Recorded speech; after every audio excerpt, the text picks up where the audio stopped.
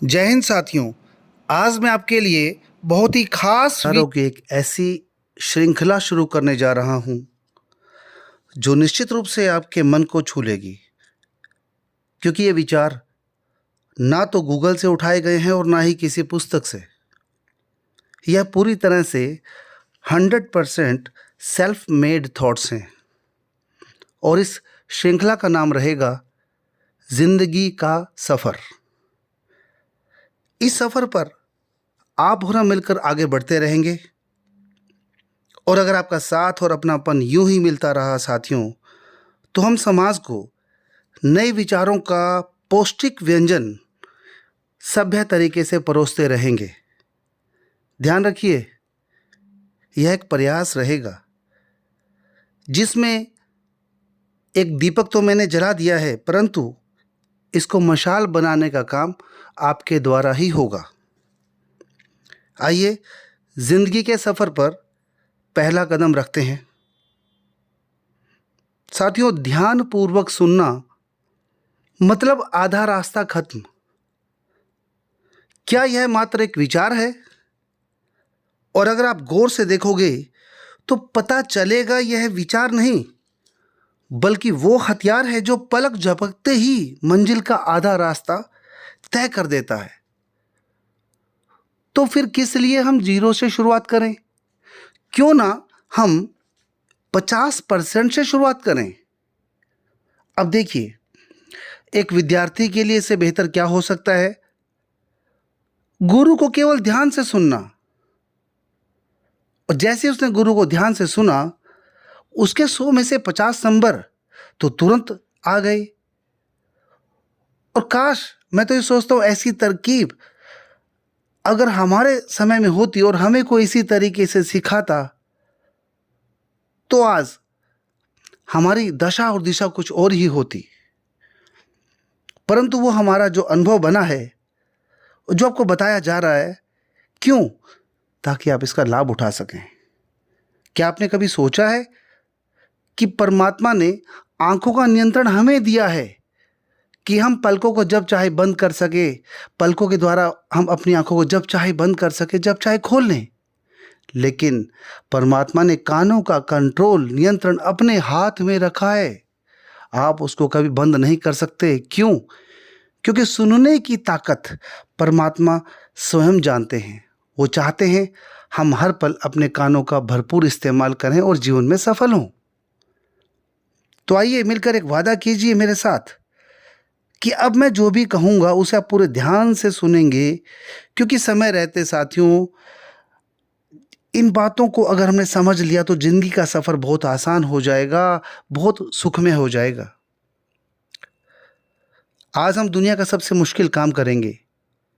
यह मुश्किल तो होगा, लेकिन असंभव नहीं। क्या आप मेरा साथ देंगे?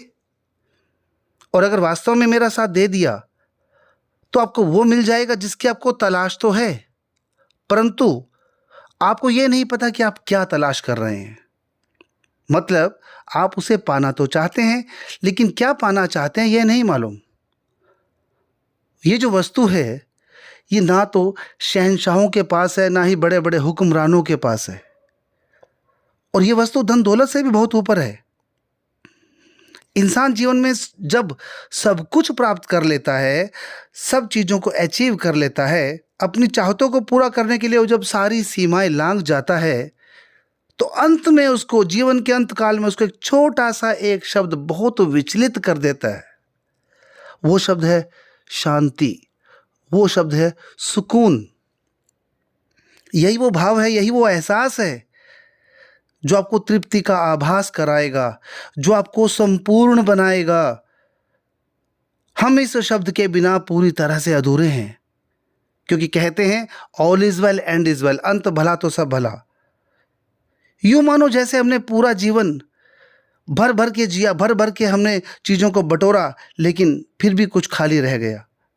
और इसी संपूर्णता के लिए आज हम सबसे मुश्किल काम करने वाले हैं, और वो काम है खुद को खंगालना, खुद का आत्ममंथन करना। आइए हम खुद को खंगालें। लेकिन जैसे ये भाव मन में आता है, मन से एक आवाज़ आती है, अरे मैं खुद का मंथन किस लिए करूं, मैं तो अपने आप को जानता हूं। लेकिन ये विचारधारा अगर आपके मन में आ रही है तो इसको तुरंत अभी जड़ से निकाल फेंकिए। ये सबसे बड़ा वायरस है हमारे अंदर, क्योंकि जब हम खुद का मंथन करेंगे तो हमारा जहर और अमृत सब बाहर आ जाएगा। जितनी प्रॉपर्टीज हमारे अंदर सब बाहर आ जाएंगी। मत भूलिए, इलाज हमें खुद का करना है, ना कि दूसरों का। हम बिना डिग्री के दूसरों को डॉक्टर नहीं बन सकते। जो अधिकार आपको मिला ही नहीं, उसका प्रयोग करना सरासर अनुचित होगा। चलिए एक उदाहरण के द्वारा हम बात करते हैं। अक्सर हम दुकान पर तो जाते ही हैं। आपने वहाँ जो भी सामान लिया तो बदले में उसको कुछ दिया होगा।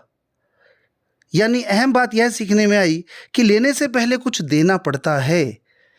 कितनी छोटी सी बात है, कितनी महीन सी बात है, परंतु इसे व्यवहार में लाने में क्यों चूक हो जाती है। ज़्यादा छोटी बात होने के कारण शायद ये लोगों की निगाह में नहीं पड़ती। वास्तव में बहुत समस्या की बात है ये तो। कैसे समझेंगे हम इतनी छोटी सी बात को, कैसे समझाएंगे दुनिया को। अब देखिए ना, वो चीज़ें जिनसे आपका पेट भरता है, जो आप दुकान से लेते हैं, वो चीज़ें जो 1-2 महीने में एक्सपायर हो जाती हैं, इन चीज़ों को लेने के लिए हम पैसा देते हैं। लेकिन सोचिए, अगर हम पैसों की जगह हम दुकानदार को क्या दें? हम दुकानदार को अगर ईर्ष्या भाव दें, उसको धोखा दें, उसको बुरे शब्द हम पेमेंट के रूप में दें, क्या वो आपको सामान देगा? बिल्कुल भी नहीं देगा। उल्टा आपको धक्के मार के दुकान से निकाल देगा। अब इसी उदाहरण को आगे लेके चलते हैं। हमें तब बहुत ही शर्मनाक लगता है कि जब हम ब्रह्मांड रूपी दुकानदार से, ब्रह्मांड से, यानी कि जो दुकानदार की उसको संज्ञा दी गई है, ब्रह्मांड रूपी दुकानदार से, जिससे आपको शांति मिलनी है, सुकून मिलना है, उसे आप क्या दे रहे हैं? इसकी पेमेंट के लिए, शांति और सुकून इस प्रोडक्ट को लेने के लिए आप उसको क्या दे रहे हैं? लगातार जलन, ईर्ष्या भाव, अपशब्द, दुर्भावना, झूठ, फरेब, ये सब चीज़ें हम ब्रह्मांड में अदा कर रहे हैं अपने व्यवहार के द्वारा। बदले में हम शांति भी चाह रहे हैं, सुकून भी चाह रहे हैं उसी ब्रह्मांड रूपी दुकानदार से। तो क्या आपको वो मिलेगा? सोचना होगा जनाब, खुद को खंगालिए, आत्ममंथन करना होगा। एक अन्य उदाहरण, अगर आपको चाय बनानी है तो आपको उसके लिए पानी, चाय पत्ती, चीनी, दूध, आग जैसे सभी साजो सामान का प्रबंध करना होगा। ये सब जानते हैं, मगर क्या इस सामान से घर को बनाया जा सकता है? बिल्कुल नहीं, क्योंकि ये सब जानते हैं कि अगर घर बनाना है तो उसके लिए हमें रेत, सीमेंट, ईंटें चाहिए। तो दोस्तों, ये जो हमने अभी बात को जो समझा है, हम बहुत करीब आ चुके हैं अपने आत्ममंथन के। यही तो फ़र्क हमें समझना है कि हम बनाना तो कुछ और चाह रहे हैं, लेकिन उसके लिए सामान कुछ और इकट्ठा कर रहे हैं। और विचित्र बात देखो, जब तक हमें इस गलती का एहसास होता है तब तक हमारी उम्र गुजर जाती है। और कुछ लोग तो इसी सदमे में चल बस जाते हैं, ये दुनिया को छोड़ जाते हैं। और कुछ लोग अपने इस अनमोल अनुभव को नौजवानों को बताने के लिए निकल पड़ते हैं ताकि वो भी सही सामान इकट्ठा कर सकें, परंतु 95% फिर वही गलतियां दोहराते हैं। वो कहते हैं हमें सब मालूम है, और 5% जो आप जैसे बुद्धिमान लोग इस समय ये बातें सुन रहे हैं, वो अपने लिए वही सामान इकट्ठा करने का प्रयास करते हैं जिससे शांति मिले, सुकून मिले। साथियों, ये जो आज का जिंदगी का सफ़र जो हमने शुरू किया है, इसका जो सारांश जो आज का है, आपको मैं चंद शब्दों में बताना चाहूँगा। ज़िंदगी में तरक्की पाना, धन कमाना, परिवार को सुख देना, बड़ा आदमी बनना, कारोबार को ऊंचाइयों पर ले जाना, ये जो सभी सांसारिक काम है, ये बुरे नहीं है, ये आपका कर्तव्य है, इसको पूरा करना है। ये हमारा एक सिलेबस है। लेकिन जब हम इस सिलेबस के अंदर शांति को एक चैप्टर मान के सबसे अंत में, जीवन के लास्ट में करना चाहते हैं, तो हम वहाँ पर फेल हो जाते हैं, क्योंकि शांति कोई सब्जेक्ट नहीं है, सुकून कोई परीक्षा नहीं है। यह तो एक भाव है जो बचपन से हर विषय के साथ चलेगा और उस विषय में आप जितनी भी सच्ची ईमानदारी, बिल्कुल नीट एंड क्लीन ऑनेस्टी के साथ जब आप उस विषय के अंदर काम करेंगे, विषय कौन सा?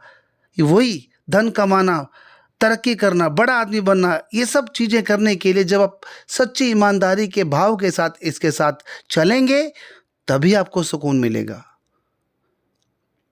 साथियों, आपने मुझे बिना स्किप किए इतने ध्यानपूर्वक सुना, इसके लिए मैं हृदय से आभारी हूँ।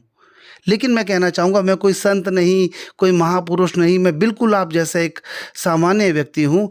अपने अनुभवों के आधार पर मैंने कुछ दिनों की मेहनत से अपना ये विषय तैयार किया, ताकि एक एक हमारे साथियों के अंदर एक भाव पैदा हो सके, एक समाज के अंदर एक अच्छा मैसेज जा सके। और अगर आपको यह सब कुछ अच्छा लगा, अगर आप अपनी उपस्थिति को दर्शाते हैं, आप चाहे चैनल को सब्सक्राइब करें, चाहे इसको शेयर करें, लाइक करें, लेकिन आपकी अगर उपस्थिति दर्ज होती है तो निश्चित रूप से मैं चंद ही दिनों में इसका पार्ट 2 लेकर आऊँगा। जितनी बातें आज हमने समस्या के रूप में रखी हैं, इसका मैं समाधान लेकर आऊँगा और आपको बेहद पसंद आने वाला है साथियों। तो मैं आपकी अटेंडेंस का इंतज़ार करूँगा। तब तक के लिए आप सबको मेरा दिल से सादर अभिनंदन। जय हिंद।